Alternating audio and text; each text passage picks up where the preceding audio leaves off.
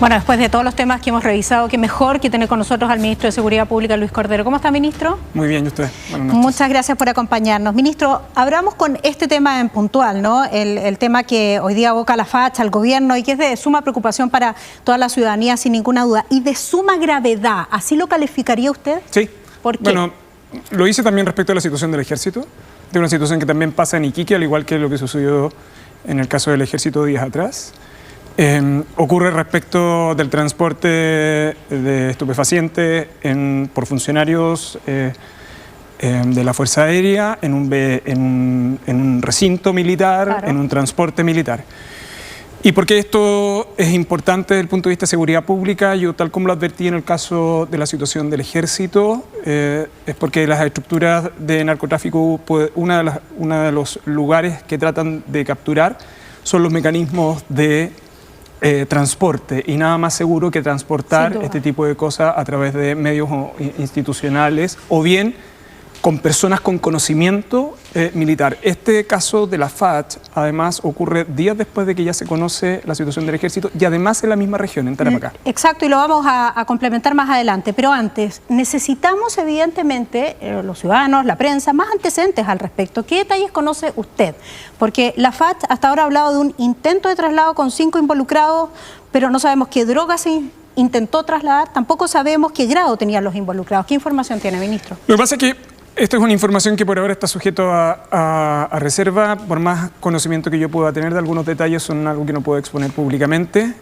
Lo que sí forma parte de esta investigación y que resulta evidente es que el Ministerio Público quiere acceder a los antecedentes que ahí se encuentran. La fiscal ha hecho uso de una atribución que le otorga el Código Procesal Penal. Una advertencia. El Ministerio Público advió carpeta de investigación el día viernes sobre este caso. El día viernes, exactamente. Y por lo tanto, al requerir los antecedentes y no proporcionarlos, han solicitado a la Corte, porque probablemente lo que va a terminar acá es trabándose una contienda de competencia. Ya está la contienda de competencia. Solo una pregunta, ministro, pero hay una disputa, ¿no?, por la investigación que se lleva a cabo. ¿Quién la va a llevar adelante? ¿El Ministerio Público, quiero decir, o la propia FACH? ¿Por qué podría hacerlo la propia FACH? Sobre todo que estos son antecedentes que deben conocerse para todos los ciudadanos. ¿El gobierno es partidario de que cuál de estos dos organismos o instituciones indague la causa? A ver, una precisión sobre las competencias de la justicia militar. La justicia militar tiene competencia en el caso de delitos comunes que son cometidos por funcionarios militares en recintos militares. Esa es la discusión. Este es un debate que incluso se abrió en el caso de Franco Vargas, se concriptó en su oportunidad, que la Corte Suprema resolvió a favor del Ministerio Público. El Ejecutivo considera que esta es una investigación que debe realizarse con la mayor transparencia, pero también nosotros tenemos que ser cuidadosos. Yo tengo opinión sobre este punto. ¿Y cuál es su opinión? Se la pregunto. Lo que pasa es que yo tengo opinión sobre este punto, pero tengo que ser cuidadoso porque es un asunto que es sometido a conocimiento de los tribunales y respecto al cual el Ejecutivo quiere ser respetuoso sobre ese punto. Tampoco podemos conocer de los antecedentes, no más específicos sobre este caso, pero ministro, conociendo usted los antecedentes, ¿esto es más grave de lo que creemos o es menos grave? Porque uno podría pensar, a lo mejor no es la primera vez que lo hacen, no es la primera vez que lo intenta, a lo mejor en otra oportunidad sí resultó y nadie los descubrió. A ver, esto por definición es grave. No lo voy a decir en otra, por definición es muy grave. Cada vez que una institución de las Fuerzas Armadas o de la policía está involucrado en hechos de esta característica, estamos en presencia de una situación extremadamente grave y quiero explicar por qué. Por el triángulo que se forma, ¿no? Fundamentalmente porque las organizaciones criminales y el crimen organizado se expande y para que se pueda expandir requiere corromper las instituciones. Pero en segundo lugar, porque las instituciones armadas y las policías son el último flanco que nosotros tenemos frente a eso. Sí, claro. Y por lo tanto, penetrar en ese ámbito es, como decía una de las personas entrevistadas en la nota, es a un punto de no retorno. Entonces, por eso, cualquiera de estos hechos es extremadamente grave desde el punto de vista de la seguridad pública. Y debe abordarse como tal. Estamos hablando de 7 militares del Ejército involucrados en tráfico ilícito de drogas, lo mencionaba usted, ¿no? Cargaban droga proveniente de Bolivia, el caso de los carabineros de Guara, que también recibían dinero para evitar decomiso, y son 3 unidades encargadas de resguardar la frontera con Bolivia, que sabemos que es un país además productor de droga, y es ahí donde usted pone la preocupación. Entonces la pregunta evidente es qué medidas se van a tomar, y a propósito de eso quiero preguntarle si mañana de eso versa la conversación en una situación de pauta que hay a las 10:45, donde se van a reunir efectivamente con los comandantes en jefe de las Fuerzas Armadas. El presidente de la República ha citado para reunir mañana a los comandantes en jefe conjuntamente con la ministra de Defensa, el ministro del Interior, y yo también voy a participar de esa reunión.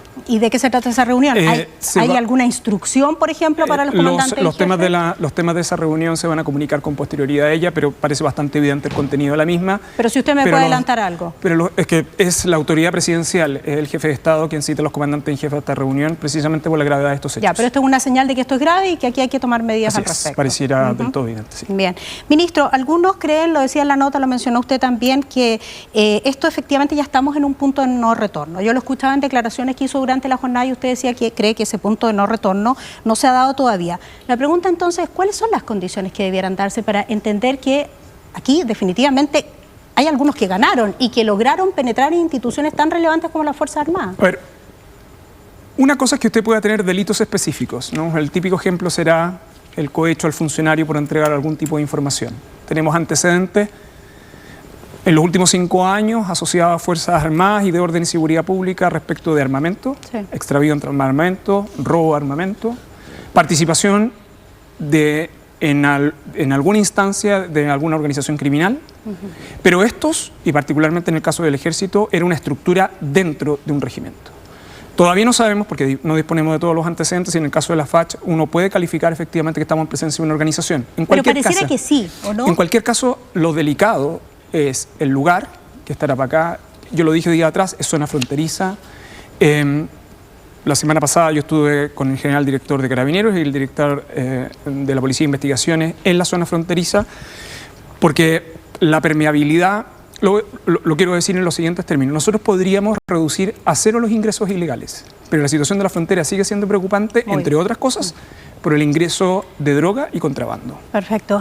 Ministro, dentro de la misma temática, pero evidentemente la situación país que estamos viviendo en algo un poco distinto, quiero que pongamos aquí en la mesa el factor miedo. ¿Usted siente miedo en nuestro país?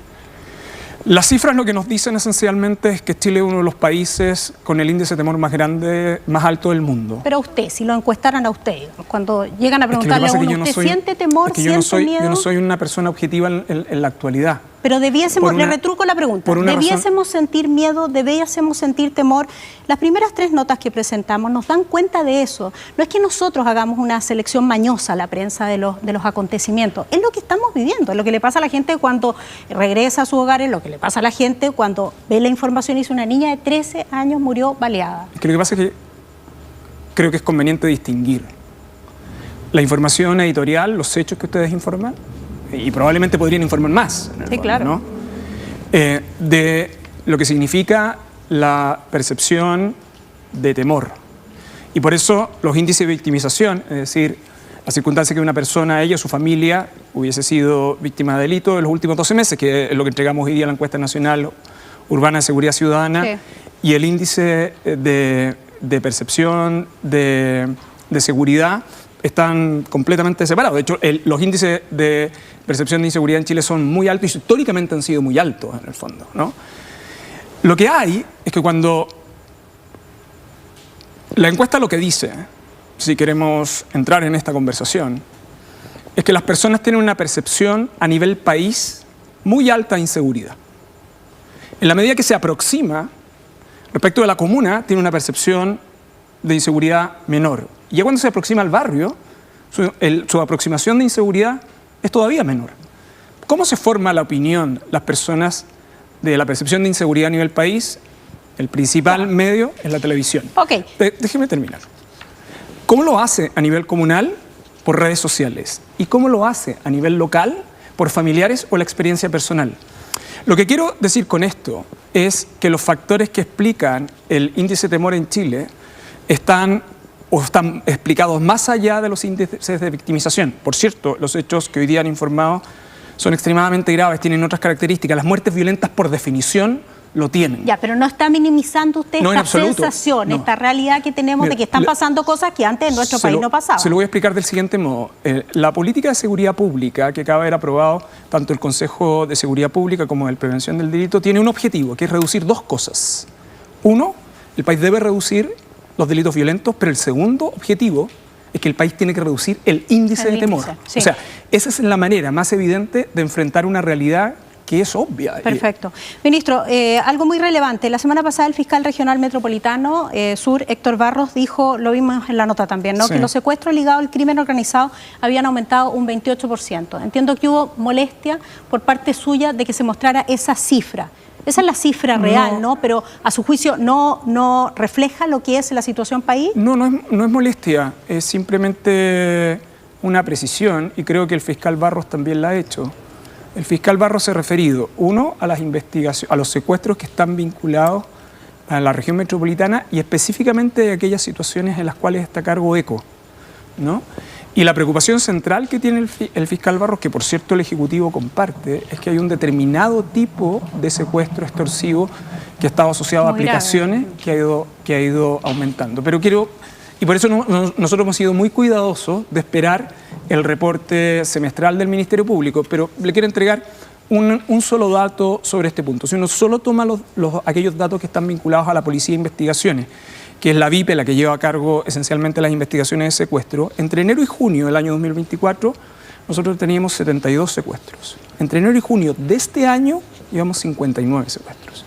Entonces, el problema, esos son los números, ¿no? Pero ¿qué es la cifra? Pero yo tengo la impresión, que es lo que yo he tratado de explicar estos días, que la preocupación del fiscal Barros, claro, que el Ejecutivo comparte, es que dentro de esa composición numérica hay un tipo de secuestro extorsivo que está aumentando, que está asociado a aplicaciones y específicamente a aquellas personas que consumen comercio sexual, que yo creo que una advertencia que todos debieran tener claro es que habitualmente detrás de ese comercio sexual además hay otro delito que es de trata de personas. ¿Y por qué es tan grave?